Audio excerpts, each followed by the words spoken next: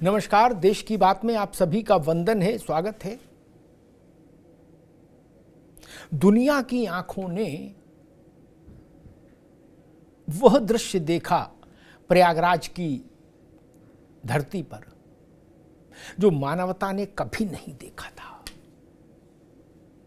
मानव सभ्यता के इतिहास में जो अकल्पनीय था, अद्भुत था, आश्चर्यजनक था, वो घट गया। महाकुंभ, 66 करोड़ से ज्यादा लोग संगम में अवगाहन कर गए। और इसमें वो भी जोड़ दीजिए जो संगम के जल से अपने घर में नहा लिए, तो ये संख्या कहां जाके रुकेगी कोई नहीं जानता।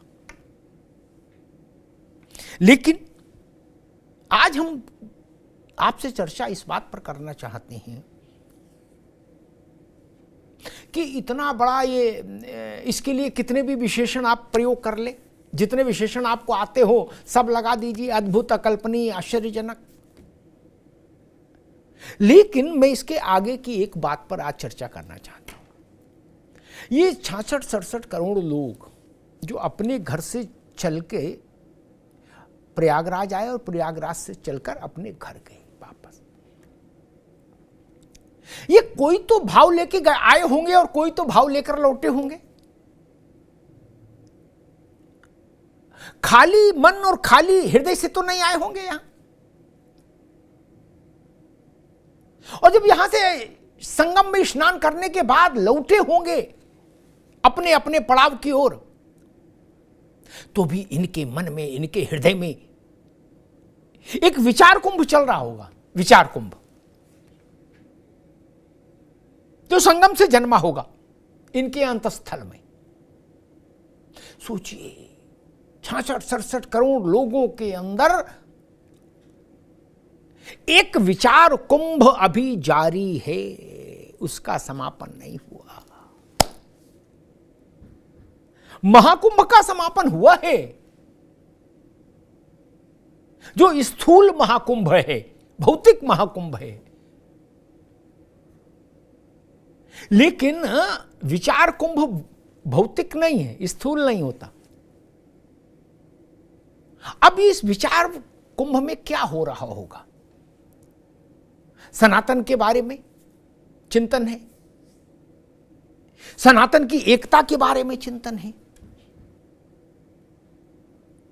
ये भाव कि जिस घाट पर राजा नहाए उसी घाट पर रंक, जिस घाट पर अडानी अंबानी नहाए उसी घाट पर रामलाल सफाई कर्मी भी नहाया और सोनेलाल उत्तर प्रदेश पुलिस सेवा के जवान भी नहाए। जिस घाट पर जगत गुरु नहाए, शंकराचार्य नहाए, माधवाचार्य नहाए, रामानंदाचार्य नहाए, महामंडलेश्वर नहाए, उसी पर समाज की सबसे अंतिम पायदान पर बैठे लोग भी नहाए और उतने ही उल्लास और गर्व के साथ नहाए।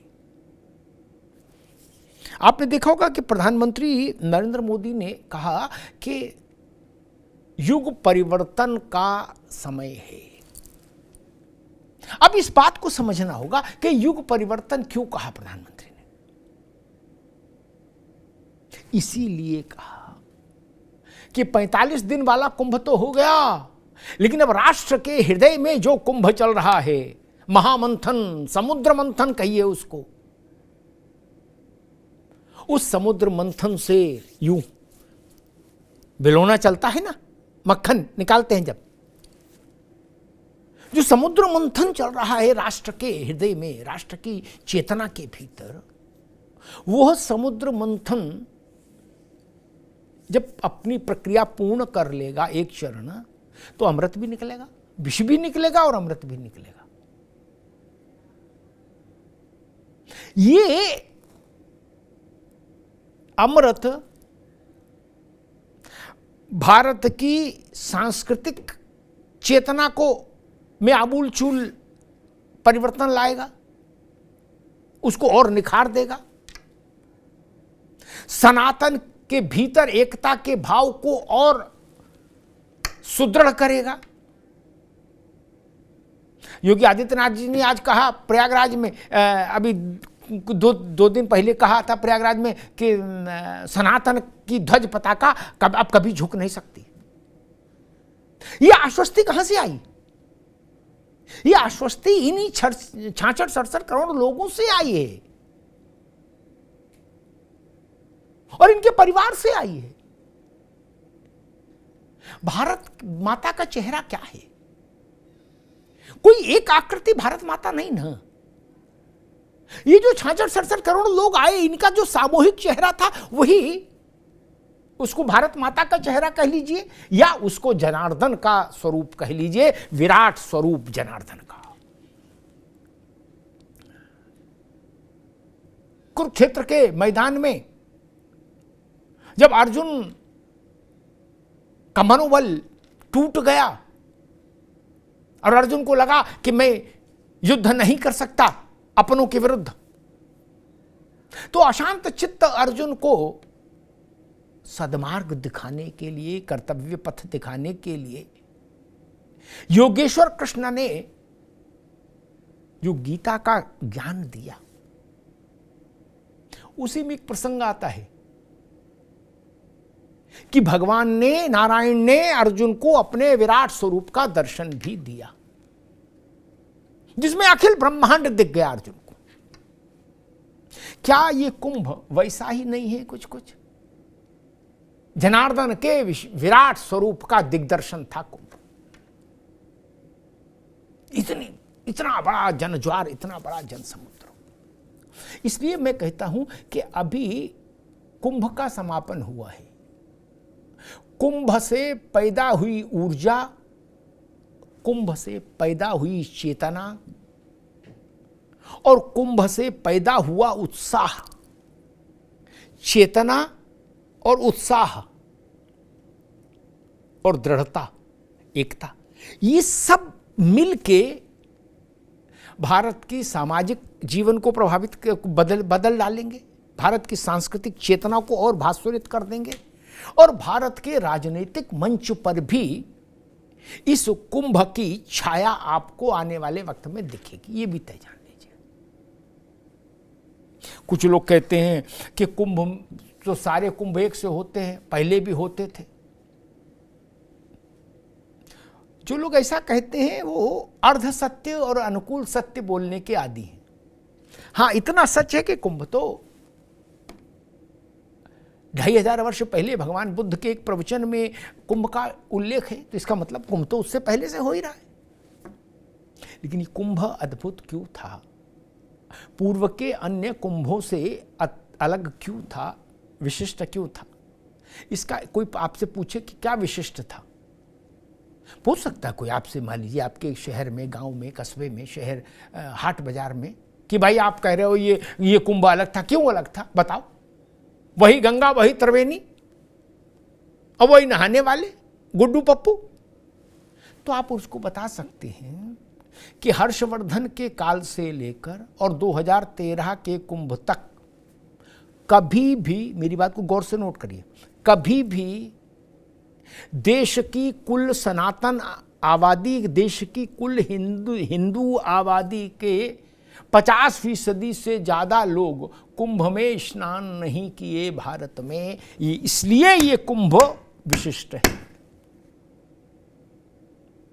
ये पहला कुंभ है ज्ञात इतिहास में जिसमें देश की सनातन हिंदू आबादी, इसका आधे से ज्यादा हिस्सा प्रत्यक्ष भौतिक रूप से संगम में स्नान कर गया। इससे पहले ऐसा कभी नहीं हुआ, कभी नहीं हुआ।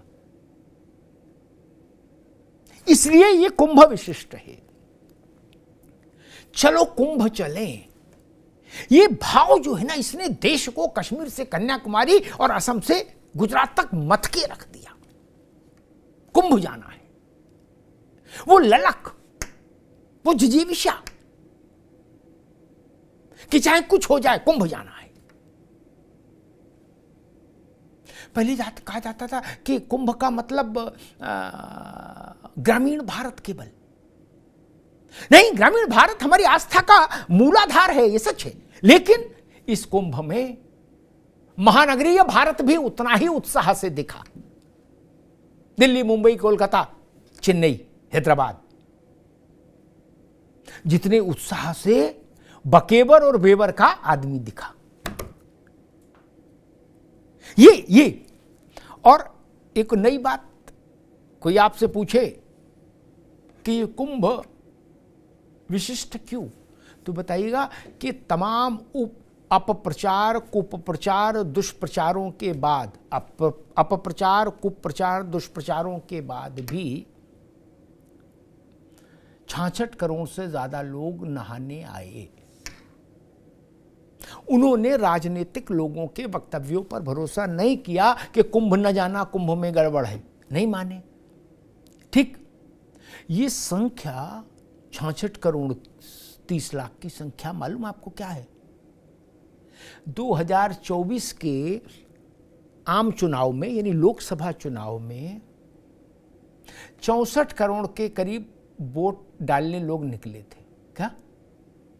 यानी देश के लोग 5 साल के लिए सत्ता के निर्वाचन के अवसर पर जितनी संख्या में निकले, उससे ज्यादा बड़ी संख्या में कुंभ में स्नान करने आए।